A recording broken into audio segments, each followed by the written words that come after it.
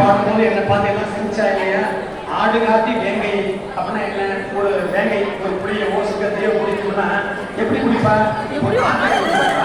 அது மாதிரி என்ன சிவபெருமான் என்ன பண்ண? இந்த அங்கத்தை காட்டி விஷயத்தை காட்சி என்ன பிடிக்க மாட்டார் இல்லையா? மூன்றாவது வரிதான் என்ன?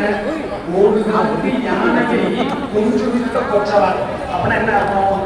ஒரு சமயம் வந்து நாடகாமத்துல ஒளிபரங்கெல்லாம் தவம் பண்ணி தவ வழி கொடுத்தவாறு பயங்கரம் அந்த உடனே என்ன பண்ணிட்டான், நம்ம எதுக்கு இறைவனை கொள்ள வேண்டும்? நம்ம தான் எல்லா தவ வலிமையும் நமக்கே கிடைச்சிட்டு ஆனந்தம் வந்து நாடகாமலாம் கொடுத்து நம்ம தான் பெரிய நம்ம இறைவனை தொட வேண்டிய அவசியம் அப்படி முடிவு பண்ணிட்டு சொல்லுவாங்க. இறைவனுக்கு அதெல்லாம் சிறுமையாமலே அழைக்கவே இல்லையா?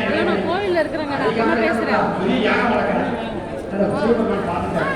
அப்படியே சமாச்சாரம் நீங்க ஆத்மாவோட இருக்க அப்படின்னு சொல்லி பிச்சாரம் தான் வராது. பிச்சாரம் தான் என்ன? உடம்புல